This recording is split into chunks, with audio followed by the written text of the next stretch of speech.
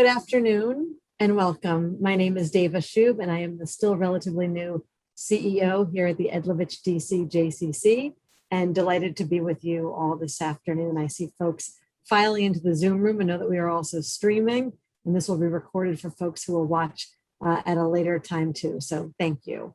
We are so pleased to welcome you to today's critical conversation, the 21%, the lives of Arab citizens of Israel.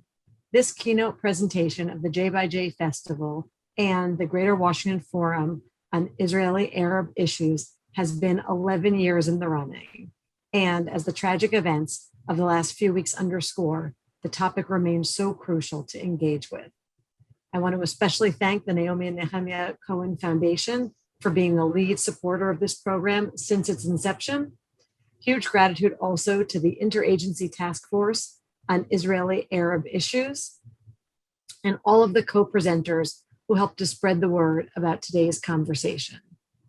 I also want to express my gratitude to the Israel Tennis and Education Center for their participation in this event, which is how we arrived at having Shadi Altori here with us. Welcome, Shadi. He's an incredible young man and athlete, and we are grateful to have him as part of today's conversation.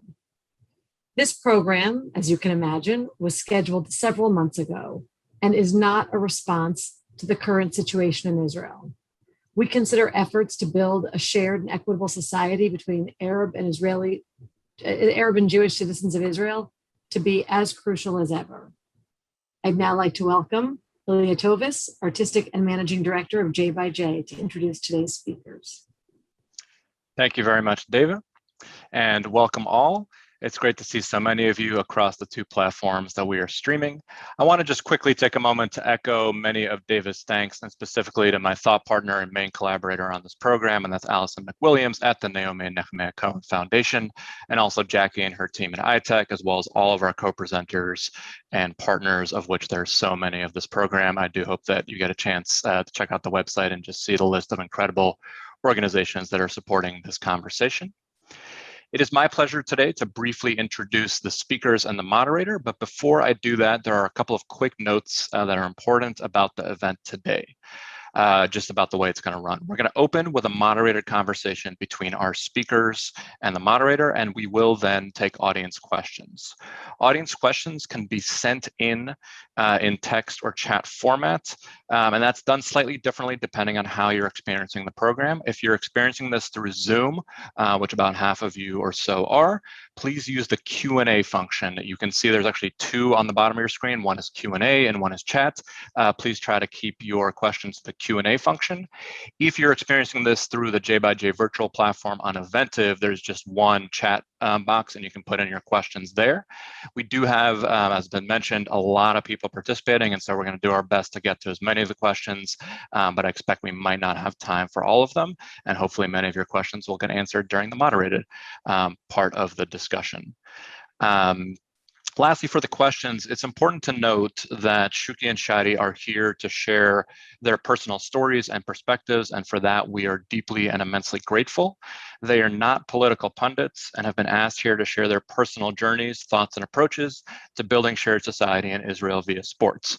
So please do keep that in mind as you craft your questions and send them in the ways that I mentioned.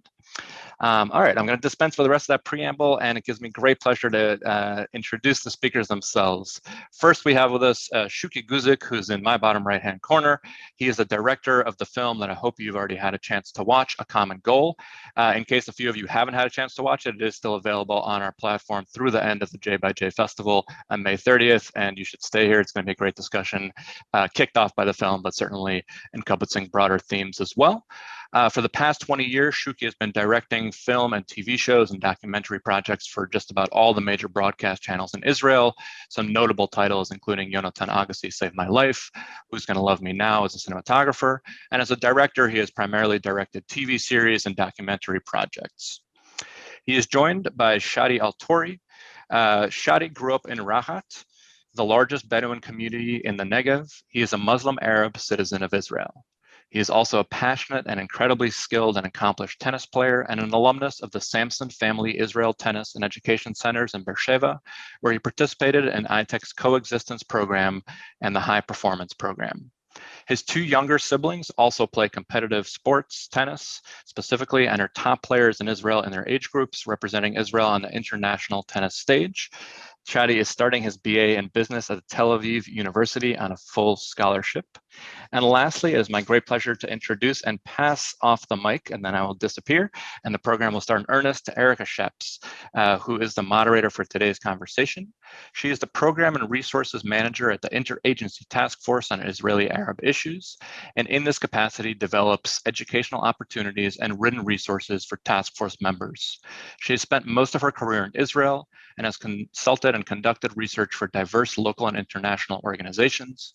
She has worked as a Middle East program coordinator for Encounter, where she planned programs to help cultivate more informed and constructive Jewish leadership on the Israeli-Palestinian conflict, and prior to that as a fellow at the Joint Distribution Committee.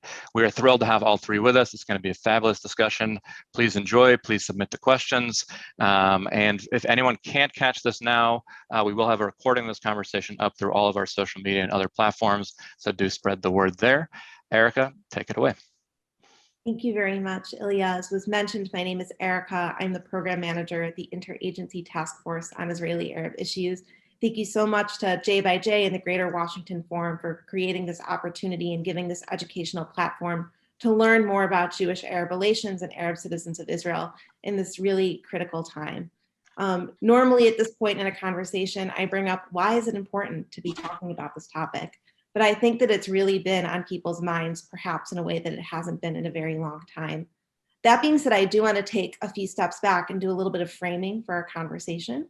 As you know from the title, Arab citizens are about 21% of Israel's population, or 1.8 million people. The majority of Arab citizens live in Israel's geographic periphery in the north and the south, and in communities that are pretty isolated from the Jewish population. They also attend the Arabic public school system, which is distinct from the Jewish school system, really further limiting opportunities for Jewish and Arab citizens of Israel to have meaningful opportunities until adulthood. Mixed cities have really been in the news lately, which I'll mention is where a pretty small minority of Arab citizens live. And even there, Jews and Arabs tend to live in pretty distinct neighborhoods and siloed communities. Things like sports programs, twinning schools, twinning sports, are really sort of a key mechanism in promoting shared society work, particularly among young people, which is why it's such an important and interesting topic to really explore the issues of Arab identity and Jewish-Arab relations within Israel through sports. I'll also just note that Arab citizens are a highly impoverished community in Israel in many cases. They have the highest poverty rate in Israel, and there are significant socioeconomic gaps between Jewish and Arab citizens of Israel. There have been major government and civil society partnerships to narrow these, particularly over the last decade, with a lot of success in increasing Arab participation in higher education and creating opportunities for Jewish and Arab citizens to meet in the workforce. But there was a real backslide during COVID-19, which hit Arab communities particularly hard. And as we see, we now find ourselves in a crisis that many people have described as unprecedented. From afar, I think this crisis feels just like one big explosion, but there really are lots of smaller events, layers of nuance, complications, longstanding factors that are far beyond the scope of what we're going to be able to cover in this call today. But this really is a situation in which the impact on Jewish-Arab relations has been quite severe. And as Ilya mentioned, we've invited Shadi and Shuki to talk about their own personal experiences and journeys as they relate to their careers as athletes and as an athlete and a filmmaker, not to get into some of the political punditry. That's not what they're here to do. In a moment, we're going to begin our conversation. I told Shuki and Shadi I really want them to feel like they're in conversation with each other. So I'm going to ask some questions, but want to cultivate a conversation between the three of us. And then we'll open it up to audience questions. And Ilya shared some of the technical ways of how to participate in that. But before jumping in, I just wanted to share a video clip that I think really underscores the potential role that sports can play in building a shared society and how people look to athletes as leaders, even in moments like this. As the crisis unfolded over the last few weeks and real clashes and tensions in Jewish-Arab relations, this video came out of, one second, let me try to share my screen with you, of of Israeli soccer stars calling for a cessation of violence and for moving towards real Jewish-Arab partnership. אם לא נדע לחיות ביחד, נהרוס את החיים של כולם. עכשיו, לטובת המחר, יחד. אל תיתנו לזה להמשיך, תעצרו. ערבים ויהודים לא צריכים להיות אויבים. תגידו לא למלחמת אחים. כולנו קבוצה אחת. די, תרגיעו, תגידו לא למלחמת אחים. אנחנו, הכדורגלנים והכדורגלניות במדינת ישראל, קוראים לכם לגלות אחריות חברתית. תעצרו את האלימות. אסור לנו להיות אויבים. אנחנו, כדורגלני ישראל, צריכים להפסיק את המלחמה הזו. מספיק, ודי לקיצוניות. אין מקום לאלימות. יהודים וערבים מסרבים להיות אויבים. אנחנו צריכים לדעת לחיות במדינה הזאת כשותפים, כאחים.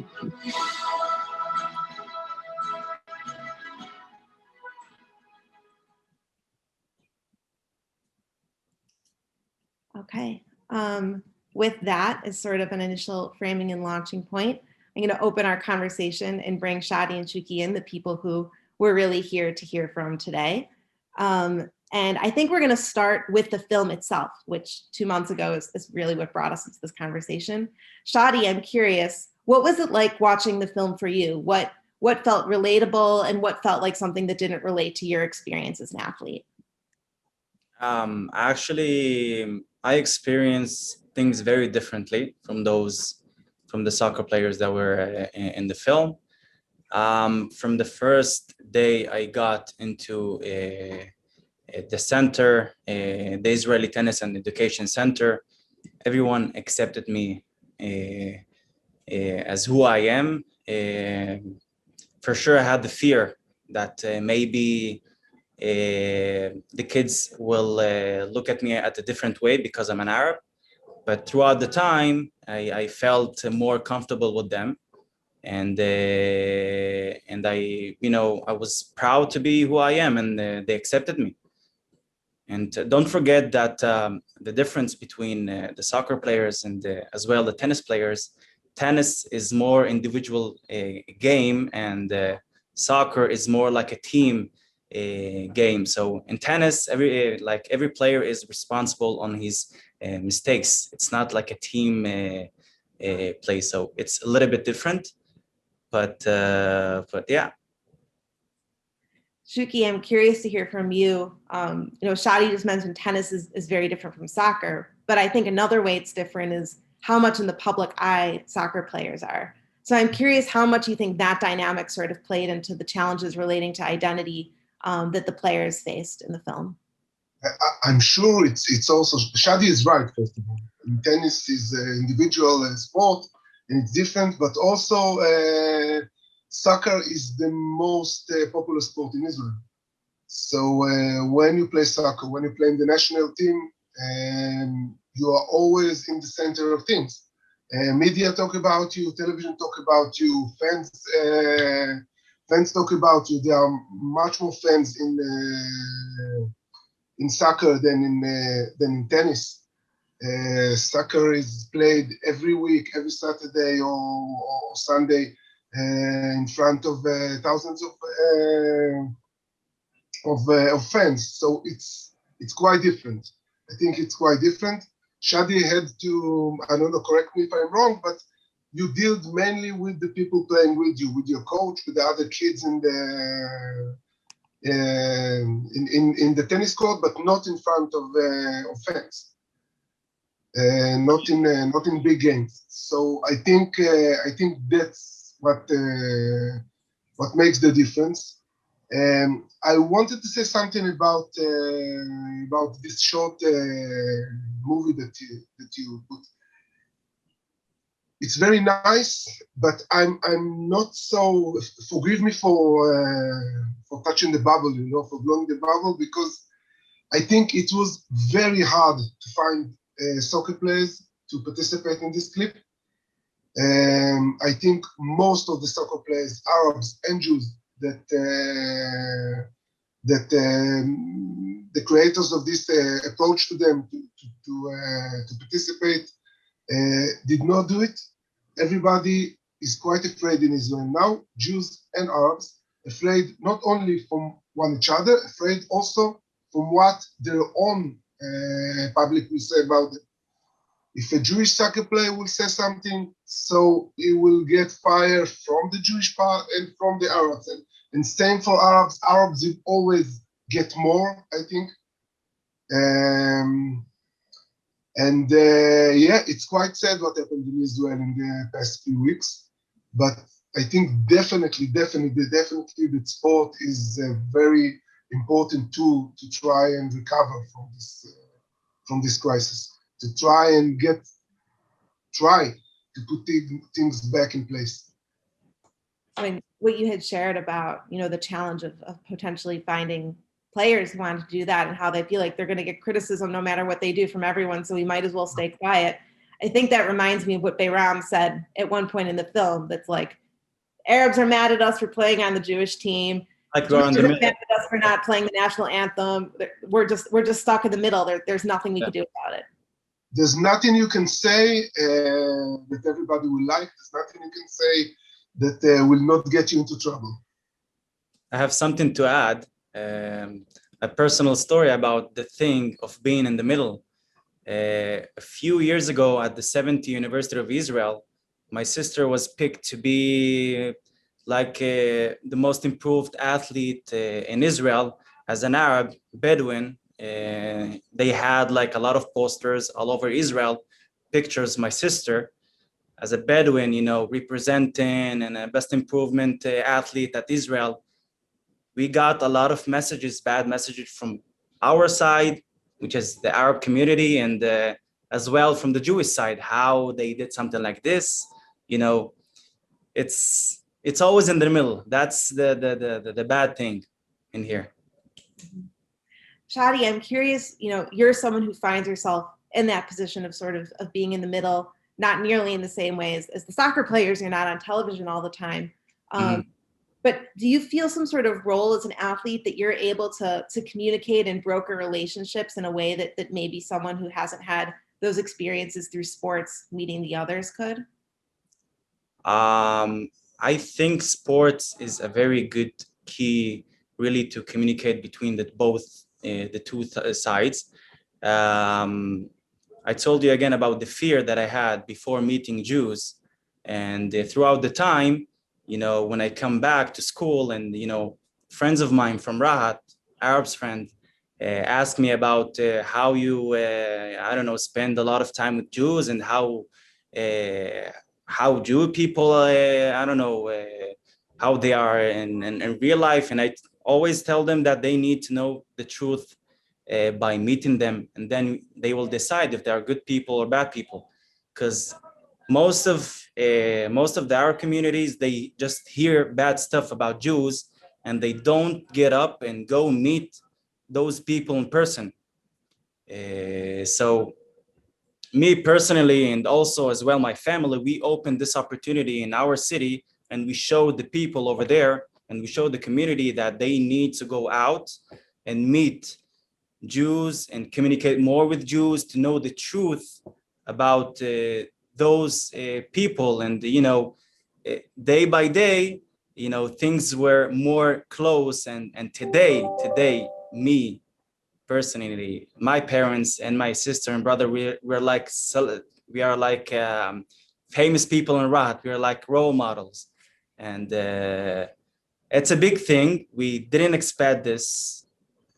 Not at all. It was like a lot of fear, but we did it.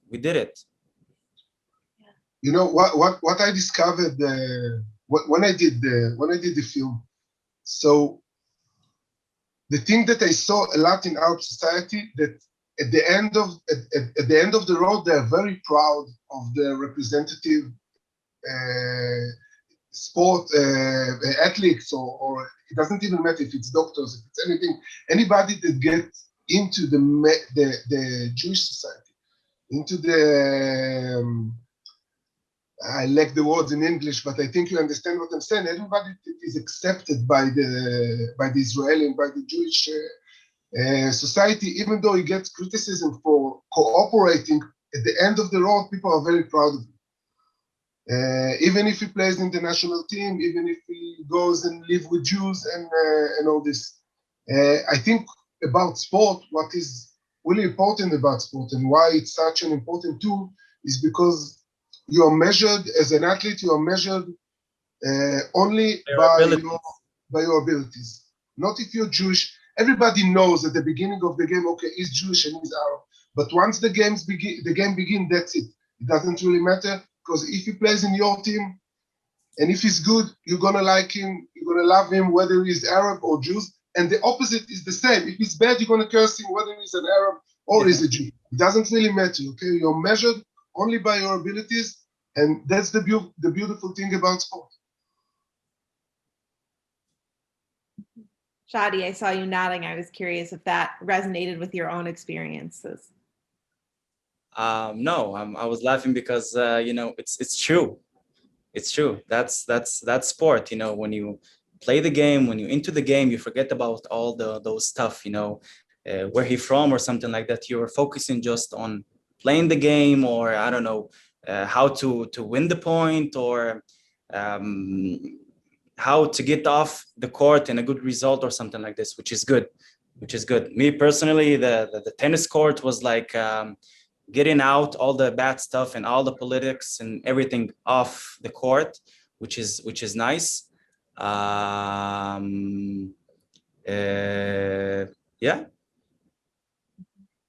So, we saw this some in the film a bit, and hearing you talk now, you have you're on the court, you're on the field, you have your tunnel vision, you're in your role.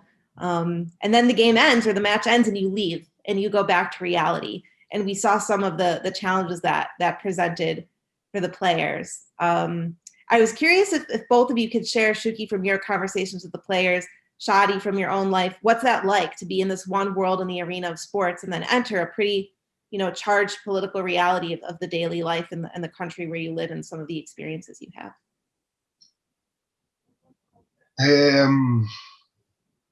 I think that the soccer players, it's something that they haven't decided also, because in one from one part they want just to forget about it.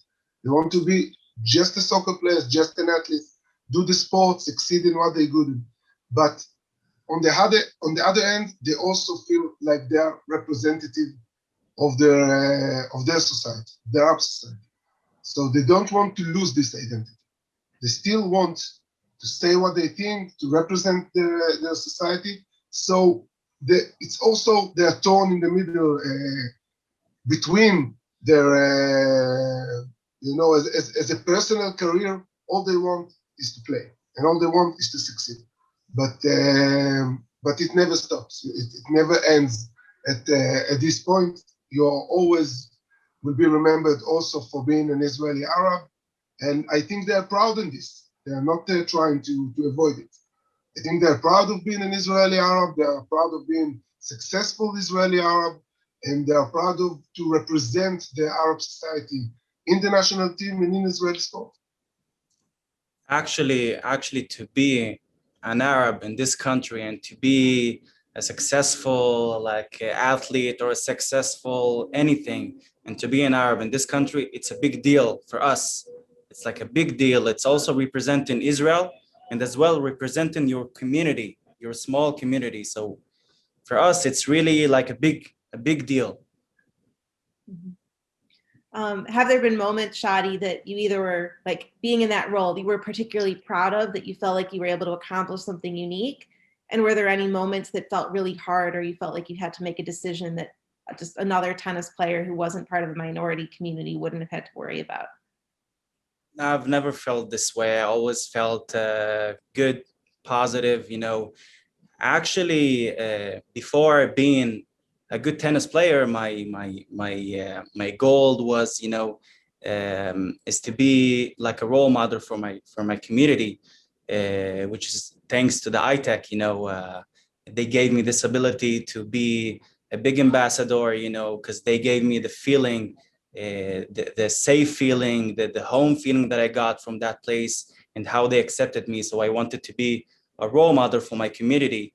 really to be to bring more kids from my community to feel the coexistence, to feel that the feeling of together, which is nice. That was my feeling, always positive, working on bringing peace, even though those past few weeks crazy here in Israel. I felt like a heartbroken, like my heart was broken when I saw all the stuff going on in Israel. But the first thing I did, like after a week, I called my friend, a Jew friend. He's living in a kibbutz, and I told him I'm coming with my uncle. He's an Arab. With food, with mansaf. We went to his home. We opened the door. We entered the house, and we told them we came here to make peace.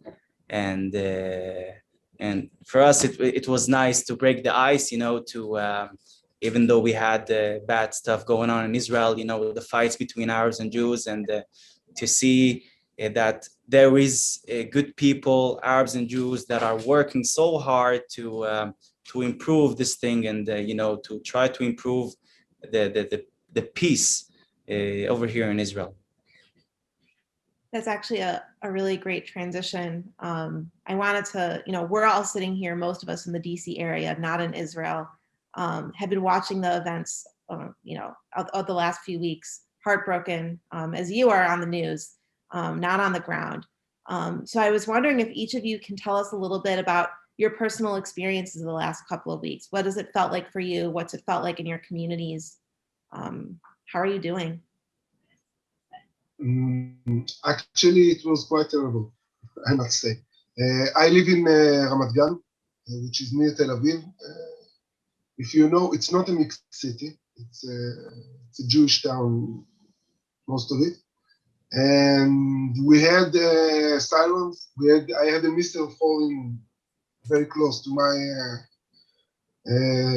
my house. And I must tell you, the sirens and the missiles, they were nothing. We can deal with this.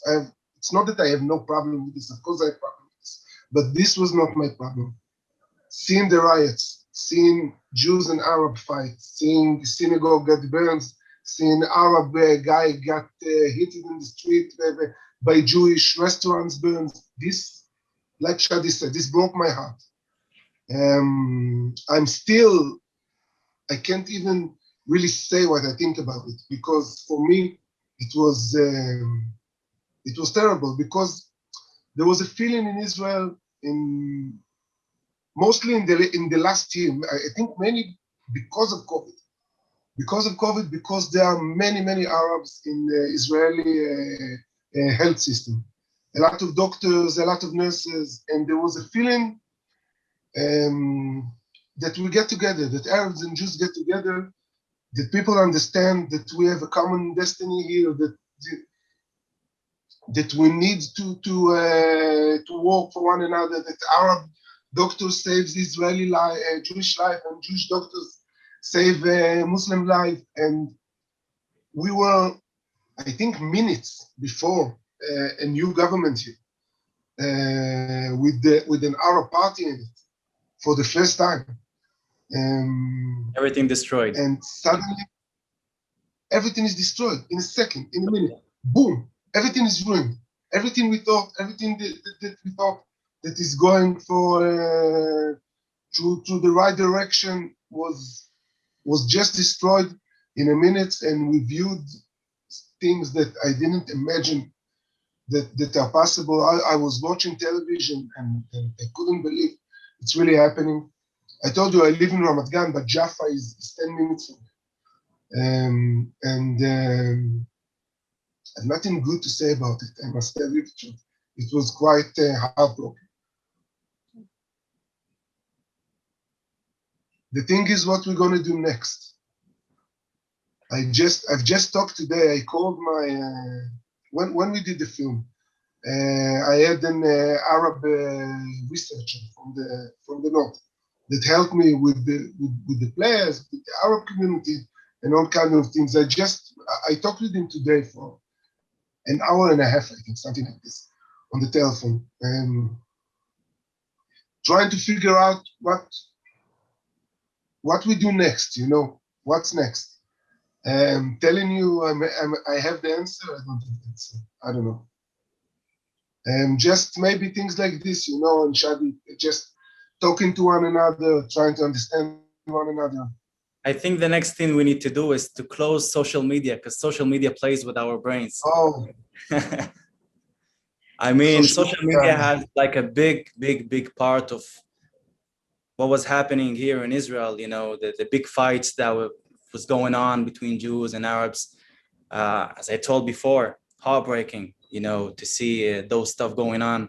Like years of working on bringing,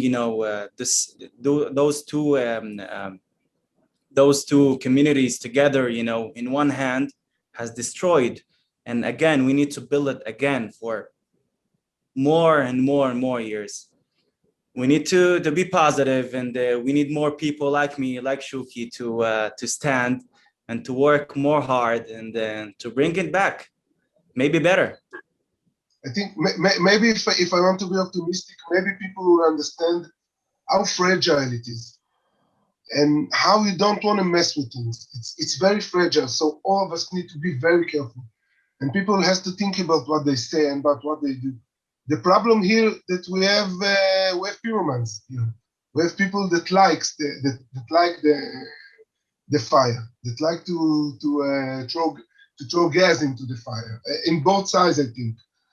And us, the same people, the people that want to live together, the people that want to live in peace, we need to raise our voice. Shadi, I was hoping you could also share a bit. I know you now live in the center of Israel, correct, with your family, because you're for your siblings' tennis careers, but you're from Rahat originally. What's it like being in the center of Israel the last couple of weeks, also talking to your family and friends in Rahat? What have been the different experiences? I was just thinking about it,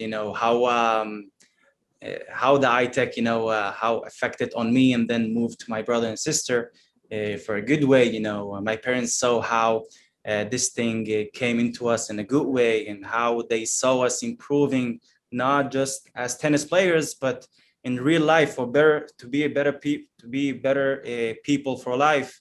How we got values, life skills on those stuff. They sacrificed everything for us. And I think 2 years ago, my parents decided to move from our, childhood city, the city that we grew up when we were kids, our big family. We decided to move to the center, to near the main center in Ramat Sharon, and now we are living with Jews together. I mean, it's a big deal. It's a big thing. And we didn't felt differently, nothing. We didn't felt any different. I mean, we came on like we were the same. And this is how sometimes you can see the beauty of this country.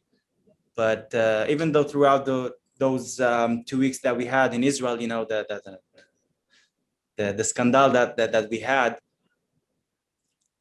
everything was good here in Ramat Sharon, in the same building that the Jews are living there with us.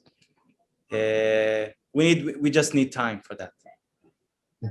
I told you before when we talked the last time, because it's Ramat Sharon, I don't know if everybody knows, very liberal city, very, very liberal city. They want to live in peace. They want to be in a peace. Yeah, but I wish it was all over like this. Actually, a couple of weeks, 2 weeks ago, we did like a big demonstration in the south, near Rahat. A lot of Bedouin communities and Jews from near Rahat, there was a lot of kibbutz in down south, and a lot of Jews and Arabs came on together on the streets,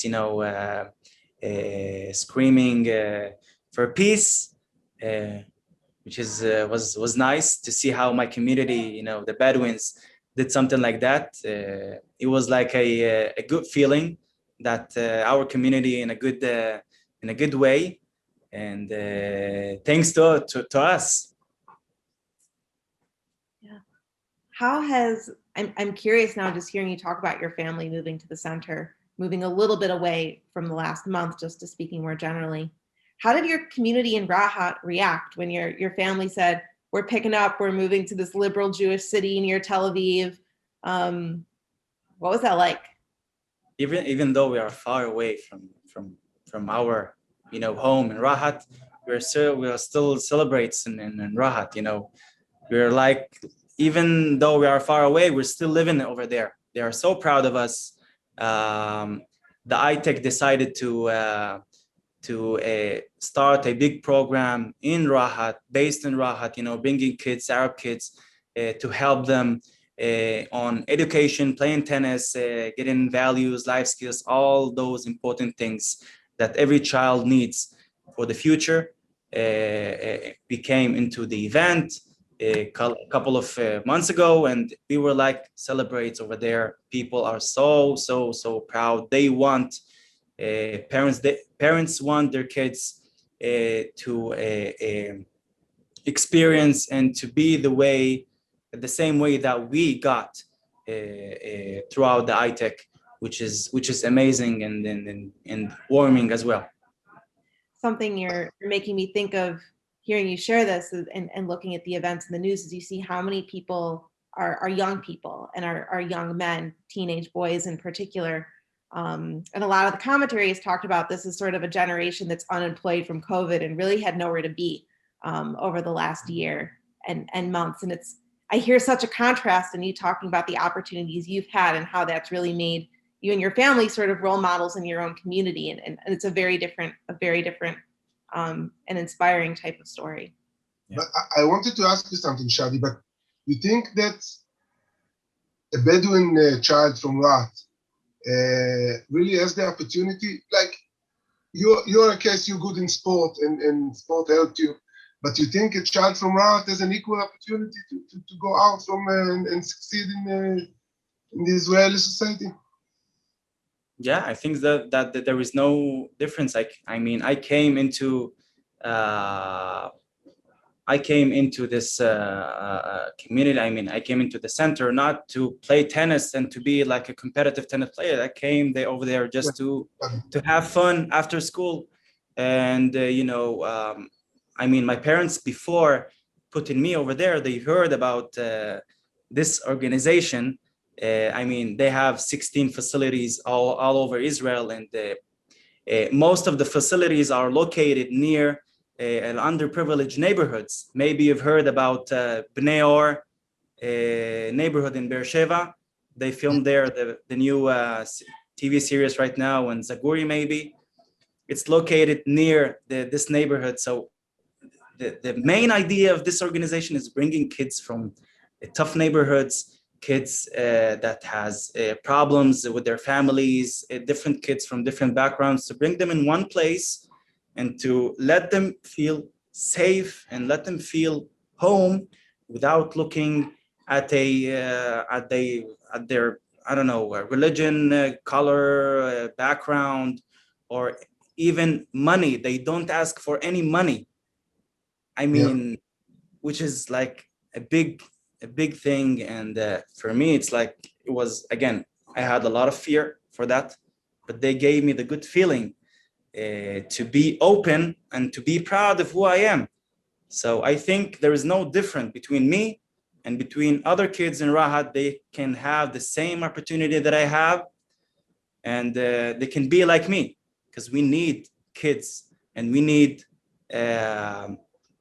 men like me to understand things in the right way. So why isn't it happening? Because Rahat is a very poor place, we know this. Yeah. Now it's happening. We are opening the program very soon in Rahat. Okay. I think they are planning to build a center. They are going slowly. And hopefully very soon, maybe they will open a center over there. And, the big thing will happen. Every kid will have an opportunity to be in a good place, in a safe place, in good hands, and I think in closed eyes they will be in a good place, and they will have a bright future for sure. I think what I'm hearing in this conversation, sitting and listening to Shadi, your incredible optimism and hope, and Shuki coming out, I think, from these horrible weeks and feeling like this, as you said, this heartbroken, this despair, is this question of there's amazing programs out there. You know, as I mentioned a little when I opened the conversation, particularly within the last decade, civil society organizations, NGOs, philanthropy, the Israeli government has invested a ton of resources in trying to create opportunities like the one Shadi has had. And we can see the impact of what getting to participate in a program like the one he has did. But ultimately, that's still really a minority of Arab citizens of Israel and even Jewish citizens who have gotten to interact with each other in a meaningful way, that built teamwork, that built partnership, that had things that gave social mobility and a chance to move about the country. And we're seeing a contrast between what kind of opportunities and what life looks like when you might have those opportunities and what it looks like when you don't. And I think as we think about moving forward from this moment, that's what a lot of the shared society organizations and people are really reflecting on, is how do we make more of these opportunities so society is less fragile, as Shuki said, and there's less of an ability for things to just sort of move into a place of heightened tension so quickly and so easily.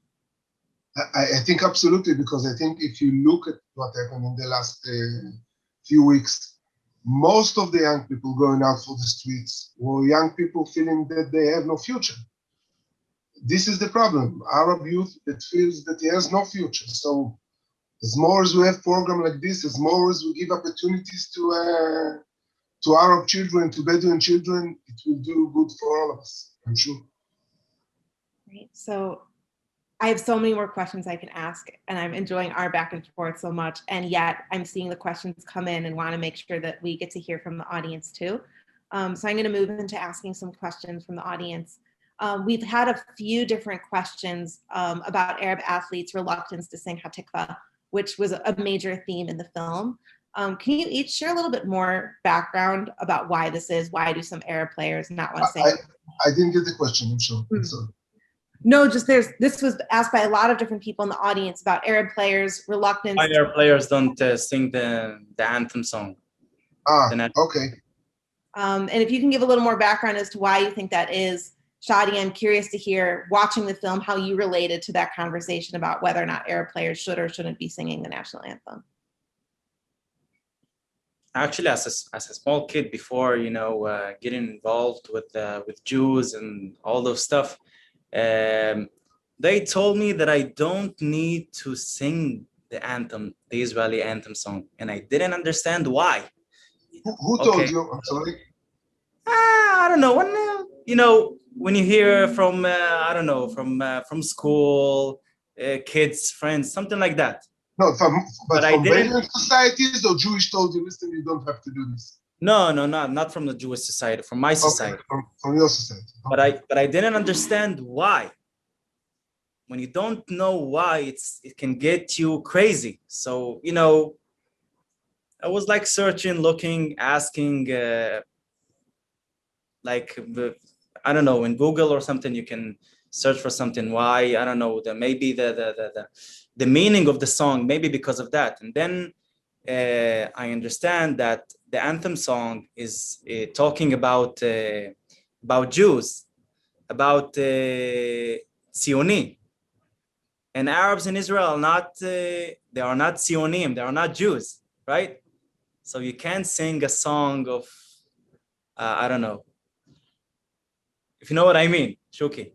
Yeah, I know, of course. I said, we talked about it a lot in the film that I did. We talked about it a lot with the Arab players. It's just the words of the Israeli anthems are for a Jewish soul, being a Jewish soul in the land of Israel. This is the translation of the anthem. I can understand why a Muslim soul doesn't want to sing being a Jewish soul. So we can understand this. But I think you can also understand, like you in the States, you can understand that fans wants to see Like when American athletes or national team in basketball or whatever goes to the Olympic Games or something like this. Everybody is very excited to see, and everybody puts their hand on their heart and singing the anthem in a passionate way. And we can't have it here. So not all of the fans can understand this. Not all of the people in the media can understand this. Yeah. I can understand it, but not everybody. I'm very curious to ask you a question. Do you think that one day maybe they can change something? No. If I think they should, or if I think they can. They should, they won't. They should, I think they should. Yeah, both know that they should. But it will never happen. I think will never happen. Listen, this is the core of the conflict. Okay, this is the core of the conflict because Jewish see the country as a Jewish country. Jewish see the country as a Jewish country, and although they say to Muslims or to Arabs or to Christians or whatever, you can live here as citizens and everything will be, and you will have the same rights and everything, but still remember this is a Jewish country. And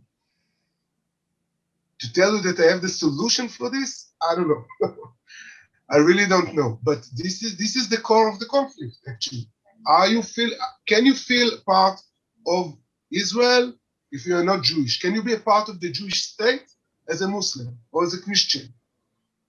You tell me, you feel part of the Jewish state as a Muslim? If I feel part of the Jewish state, I feel part of okay. So Israel. Of Israel. So, yeah. But again, this is the question, you know. It's not only the anthem, it's the flag. You have Magen David on the flag. You don't have That's right. Arab flag. Yeah. Okay.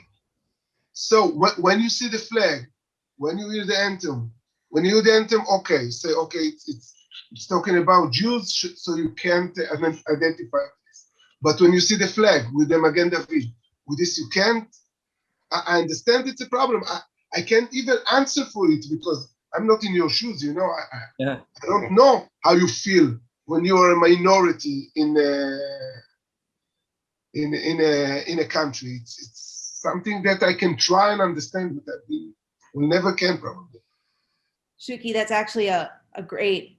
The question you asked is very similar to a question we got from the audience for Shadi, which is, has your relationship to Israel and your Arab identity evolved over the years? And sort of that core tension that Shuki mentioned. It's not really about the anthem. It's about what the state of Israel is and how it feels to be a minority who's not Jewish in the state. So I'm curious what your relationship is and if it's changed. Talking about that, you know, sometimes, not sometimes, always, when I hear the anthem song, if I watch soccer game, or if I watch like a Davis Cup game. Davis Cup is like a national tournament for tennis or any big event in Israel. And when I hear the anthem song, I don't sing it, but I feel something from the inside. I feel something from the inside because this country gave me so much things as an Arab, you know. A lot of people maybe feel different here in Israel, that they don't have like they don't treat them equally like Jews. But personally, me and my parents and my family, we felt equally like everyone, and we are so proud to be in this country. We are so proud to be representing this country because they gave us a lot. So actually what you're saying that I have no problem of being a minority in the Jewish state? I'm trying to understand, really. I have no problem. If I had any problem with that, I was not talking to you right now. Or I'm not trying to, I mean, I have a big respect and I have a big love. As a child, most of my friends were Jews, not Arabs.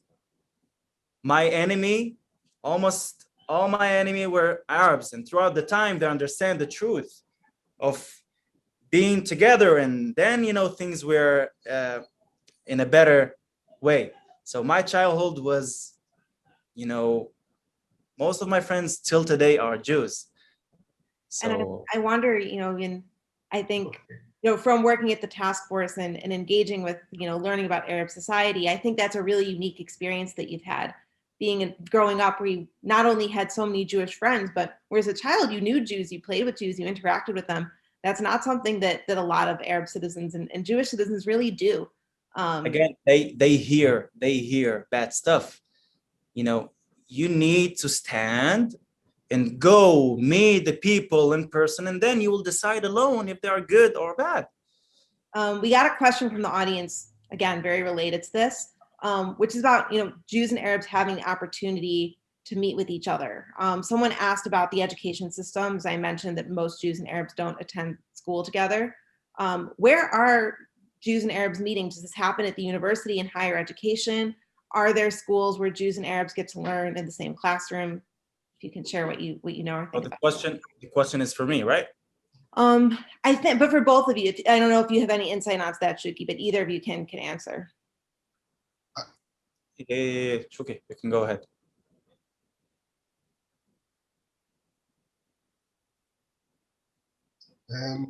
Shadi can start. Go for it. Okay. Actually, I've been part of many programs that we had at school. Lost connection. I think he's going in and out. So Shadi, if you want to cover it for now, and then Shuki can add any thoughts you have. Actually, in those past few years, when I was in school, I'm 21 right now. So it was 4 years ago, when I was in high school. A lot of schools, Arab schools and also Jewish schools were working to bring, kids, classes together to interact, Jews and Arabs together. And also I had an opportunity to represent my school from Rahat abroad. We flew with the Jewish schools to Albania and to Macedonia. The idea was to be in Albania because Albania was the only Muslim country who helped Jews during the Holocaust many years ago. So it was like a trip, like a coexistent trip. So in Israel, a lot of schools are working together, bringing kids, Arabs, Jews together, to let them interact, to let them enjoy, to let them have fun, to let them know about personal lives, what they are doing on their daily basis or something like this, which is nice.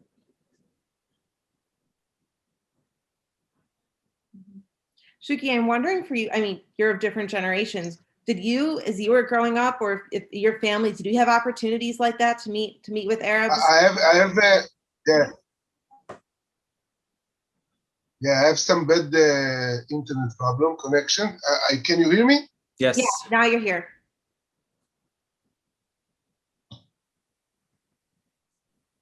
We can. I can't hear you. We can hear you if you can hear us. You can hear me? Yes. Okay, so I'll talk. You can hear me because I didn't have too much communication with the Arab children. Actually, I didn't have any communication with Arab children when I was a child.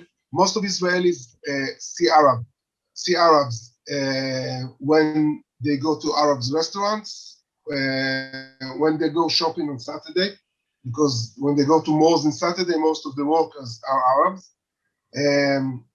When they go to the doctor, because a lot of doctors are Arabs. So not only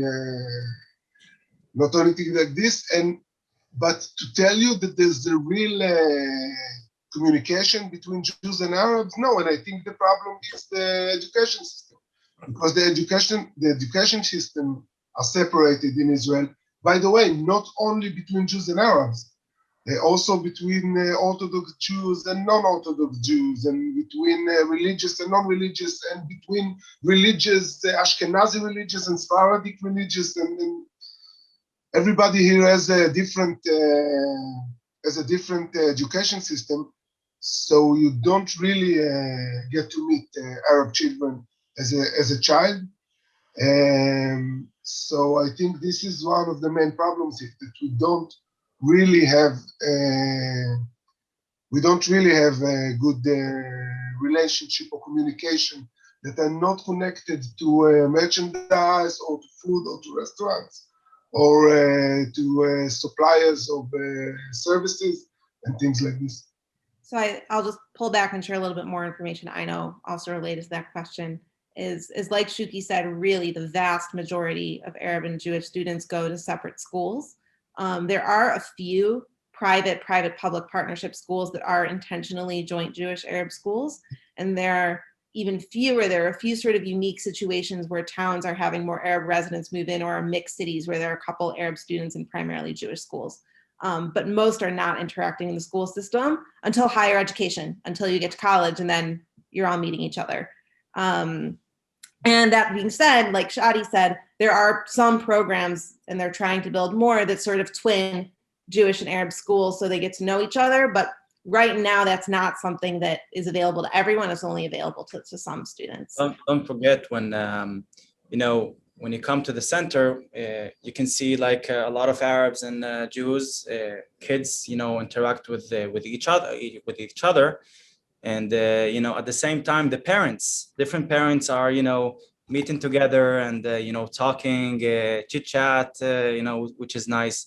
And one time we did like a big invitation. My parents invited the manager, the coaches, a lot of kids from the center to come to Rahat, to our home, to see the Bedouin city, which is like different from Jewish cities. It's old. The streets are not in a good shape, and to see the culture, our culture. We had a big meal.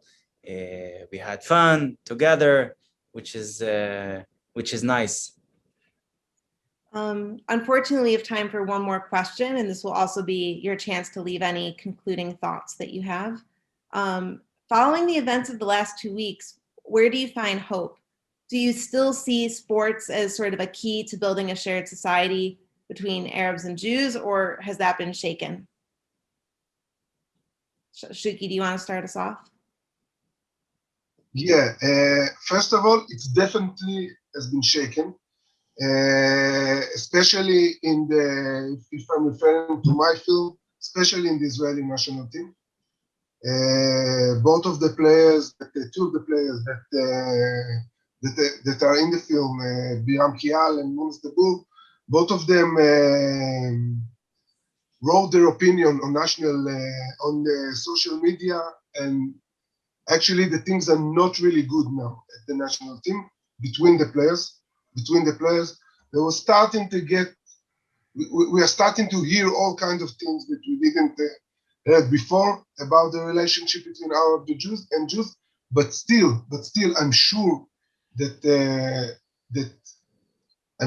it will be back. The relationship will be good back again in sports, and I'm sure that it will happen also in Israel, because we don't have any other choice. Eventually, when Arab and Jews communicate one-on-one, it's always good. It's always working. Okay, I never had a trouble communicating with an Arab or any argument. When we are one-on-one, it's all good. When it starts to get to national point of views and groups and things like this, then things get worse. And I think eventually life will win. We need to live together. There's no choice. We must live together. We need to learn how to live together. And I'm trying to be optimistic. I don't have any other choice. We need to be optimistic. Shadi, do you have any thoughts thoughts you want to leave the call with? I think sports will always be a good key and a big help for this kind of situation. You know, we have no other choice, and you know, always when you do something, you forget about everything around us. So sports will always be a good key, and hopefully things will be better. We need to be optimistic. We need to work hard for that, and hopefully things will be good. Thank you very much, Shadi and Shuki, for taking time out of your evening after a very hectic month to speak with us. Shuki, for creating this film that generated such a thought-provoking and interesting conversation. And of course, to JxJ and the Greater Washington Forum for convening this call and bringing all of us together for this discussion. I hope we continue to learn and be in conversation about these really important topics. Have a great afternoon and evening. Thank you so much. Thank you all for coming. Thank you so much.